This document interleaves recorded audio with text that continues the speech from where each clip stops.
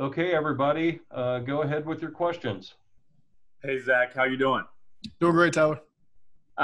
So have you talked to Joe Burrow since he agreed to his contract, and what's his mindset been like during this bizarre time?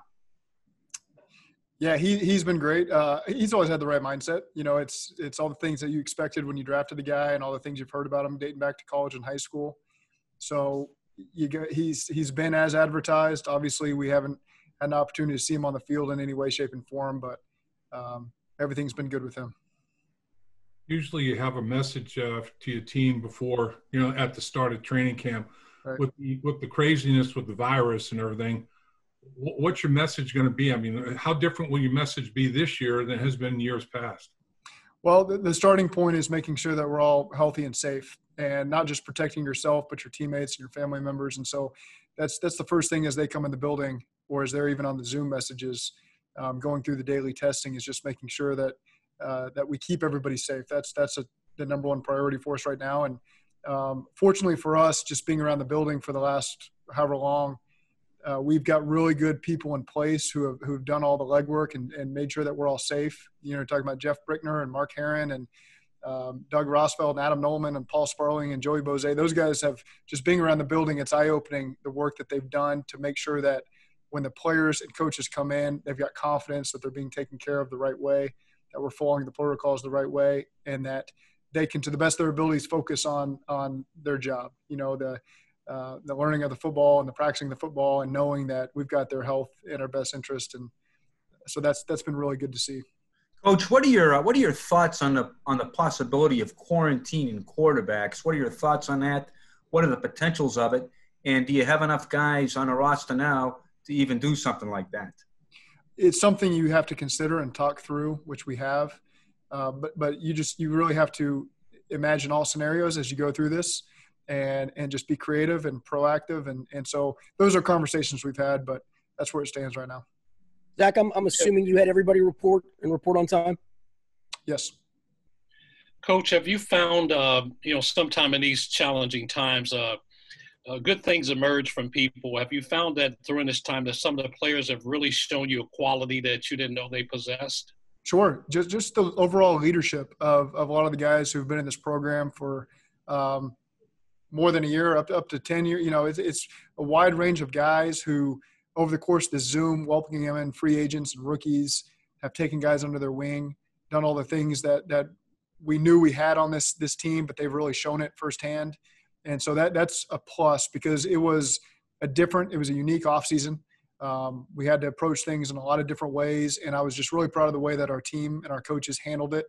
And I felt like that we got a lot done from a team bonding standpoint in the chemistry. Those are things I was concerned about going into it, and I felt like we came out very strong coming out of those meetings, and that'll catapult us into the season.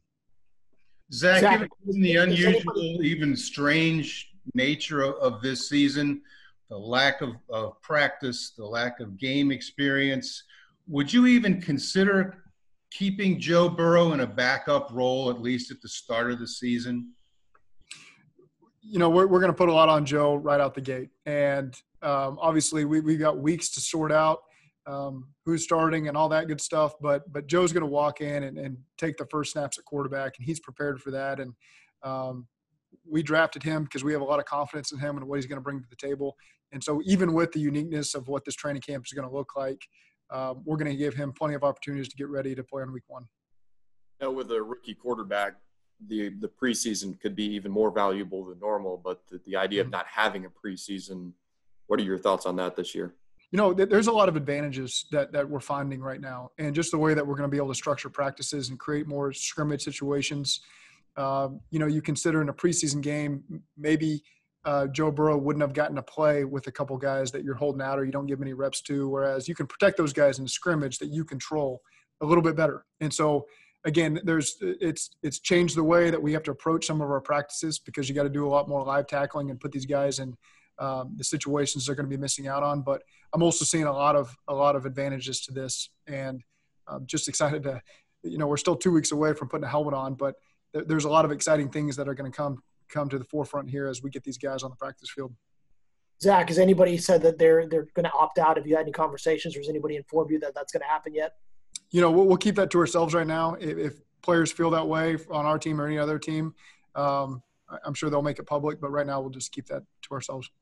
What kind of goes into that conversation when guys are talking about, potentially opting out for safety reasons and that the other? I mean, how is that? What are those conversations, that back and forth been like as guys try to grapple with that decision? Those are personal decisions for those guys, and certainly we'll support those decisions. There's a lot of reasons for them. But again, I don't want to speak for any player in this league that's going through those conversations with their loved ones. And so, again, if those guys want to announce things, they can, but we're not going to make any comment on it.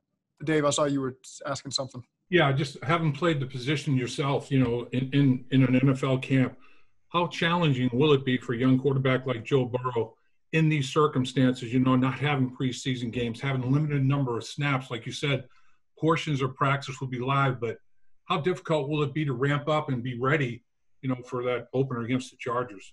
We really just missed the offseason period. The amount of practices are going to be the same as what we would have had otherwise. In a lot of ways, the way that the schedule's laid out is positive, because you get a chance to do these guys with the strength and conditioning over 8 days for the veterans, even longer if you want to for the rookies.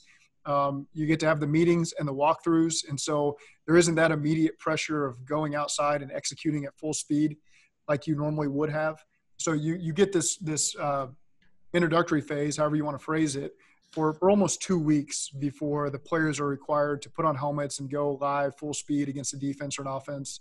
So in a lot of ways, for young players, this is a good process for them to follow since they didn't have the offseason. And we're doing everything we can to maximize all these meeting times and walkthrough reps to make sure that they have confidence in themselves and what we're asking them to do when they do put on the helmet for the first time to go compete. Zac, when you're kind of looking at how to structure this whole process up to the first game, did you have a template that you built off of, or did you just start with a blank piece of paper and say there's really no way that we can do this according to anything I've ever done before? It's unique to anything that you've ever experienced. And again, fortunate, you really had to buckle down on the scheduling part of things for training camp, just the daily schedule, because you were unsure of what the strength and conditioning phase, how many days, what is that going to look like? What are you allowed to do? Followed by what is the ramp up phase going to be? Those 5 days there. And then how many padded practices you're going to get. So you were really in a wait mode, wait and see. But fortunately we were able to buckle down, with guys you trust on the staff and nail it down. And it was like a big jigsaw puzzle that you had to put to place. You can only have 15 guys in the weight room at the same time. And so that affects your day somewhat, but we got it all done. We feel really confident with the plan that we got in place, and the players are going to feel that when they walk in the building that we're ready to go. We're ready for them. They're going to be safe, and they're going to be in an atmosphere where they can really learn and get ready to go. I remember when you were on Hard Knocks. When you were on Hard Knocks, you guys, Joe Philbin, I think, did the dual practices at the same time to try to get extra reps. And is that the type of stuff that you would tap back into or be interested in doing to try to get more out of the limited amount of time you guys are actually on the field together? Well, you only have 80, so you'd have 10 fewer guys on the field at the same time this year as opposed to back then. One thing we do, we have 2 separate groups as we walk through, which is very valuable in a lot of ways because now you really maximize your reps. So you're able to go 2 fields and have 2 groups to walk through when we start practicing. So there are some things that you just mentioned there that I've been exposed to years ago that are helping us now. Coach, how do you manage the live periods? It's an unprecedented offseason, no preseason. How do you manage the live sessions given that there is no blueprint? The live practice sessions, you're saying? Yeah, the tackling and everything like that, right. Considering there's no preseason. I reflect back on just the times I was in college, and what does the training camp look like when you were in college? You weren't playing any preseason games. You need to have the scrimmages, you need to see what your young guys can do on special teams. And even your veterans, they haven't put on pads and really run around and had contact since January, December. And so we're going to have to tackle. We're going to have to learn how to take hits, take care of the ball, all those things that are being critical to our success this year. Because quite frankly, we weren't good enough last year in a lot of those areas. And so not only was it going to be a point of emphasis this training camp, but now even more so with the lack of preseason games, we're just going to have to take that on ourselves and do a great job managing that. And how vital is that for the offensive line? Not just for the offensive line, it's everybody. It's the offensive line really gets that anyway in training camp because they got the pads on and they're not tackling anybody necessarily.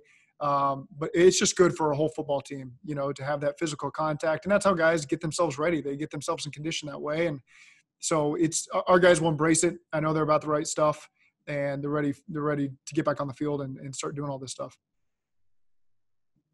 Zach, the nature of Go ahead, Caleb. when the NFL season starts, obviously after baseball, hockey, basketball, all of these other ones, has it allowed you guys to really learn things from those other leagues and how they've handled things, but whether it be yourself or other coaches or the league as a whole? I think there's a lot of things that you can take from that, and just the overall seriousness of it. And if you don't take things seriously, it can affect not only you, but others around you, other teammates who are fighting for a job, potentially your family members, their family members. So there's a lot of reasons to take this very seriously. You learn that from other leagues, and so we'll take whatever experience we can see that's out there and utilize it as a learning process for our staff and our players. Coach, like James was saying, this has never been done before. Have you talked to, are there any coaches that you've talked to try to get any kind of either pro or college to kind of get a grip on what's going on? And just as a follow-up to that, do you have to expand? Do you have to have a preseason game, even though you don't want? Do you have to stage at least one preseason game with your own club? So yes, there's been communication with other coaches, guys that you have relationships with the league, and just making sure that we all interpret things the same way, if we have questions on stuff. And so that part's been good. The next part, I'm trying to remember what you just asked me. The simulation. Absolutely. Yeah. We try to space them out about when the preseason games would have been, some in the afternoon, some at night, because we do have a week 2 Thursday night game as well. So you want guys to get used to playing at night as well. So there's a couple things that you do take into effect, but we would like to simulate the timing of those preseason games as best we can. Zach, you hit it on this earlier, but you guys are planning on going down to 80, correct? There's still conversations on, we can hold 90 here for a little bit, and we don't have to be there yet. And so we're just taking it day by day right now, and we'll get there eventually. You know when that deadline is? Well, you can't have all 90 players in the building at the same time. So there's some crossover there on the physicals for the veterans and the rookies still going through the strength and conditioning period. So there's a day within there where you got to get down to 80. Right. Hey, Zach, you look at teams that have turned things over to a rookie quarterback right off the jump. There's horror stories and there's success stories. Do you have in your mind a baseline of what realistic expectations are for Joe this year? Play well in week 1. That's our starting point is Joe and really our entire team. This is a different year than last year. We have a lot of guys who have grown from the experiences that we had last year, rookies and veterans. And we have a lot of new pieces to the puzzle as well. A lot of free agents and rookies that we're depending on. And so it's not just Joe, it's everybody. We want to make sure that everybody's we're giving them all the opportunities to hit the ground running on September 13th when our first game rolls around. And so that's our focus right now is making sure that all the positions are up to speed. We're going to give them all the things that they need in the meetings and practices, so that as a team that we hit the ground running and we play really well in week 1. Everybody, we promised Zach we'd only keep him for 15 minutes, and we're at the 14-minute mark. So let's just keep it to a couple more. Zach, that seems like a lot to ask. Joe hasn't no preseason games, no OTAs, no training camp. Do you feel like that's a pretty high measure for him to come in and immediately step in and play well in that opener against LA? We took him because we've got high expectations for Joe. And from everything I know about him and have seen of him, he's got high expectations for himself. And so he's going to do everything he can to put himself in a position to be successful. I trust that. And I think when you guys get a chance to talk to him, you'll feel the same way. Zach, I know you have to prepare for an entire NFL season, but when you look at what's happening with the Miami Marlins and pretty much the world, how confident are you that there will be a full NFL season? That's not my focus. It's more of a short-term focus right now of getting our players through each day and making sure that we're maximizing all the opportunities afforded to us. And we all know that this thing is going to evolve over time in a lot of different directions. You can't prepare for everything that's going to come at you. You just got to have the ability to react and adapt and be flexible. And I think that that's what our staff and players take a lot of pride in. That's something we've really preached over the course of this offseason. We'll continue to preach it during this preseason. But we're ready for anything that's thrown at us. And so just we'll see where it heads, but we're ready for everything. How big of a deal was it to get A.J. Green re-signed? Big deal. Big deal. A.J. is a huge part of what we want to do. He's had a tremendous career here. He's everything that we define as a Bengal is what A.J. is. And so it's really good to get him under contract and get him back on the field. And, he's going to be a huge part of this offense and this team. Thank you for your time, Coach. We'll see you soon.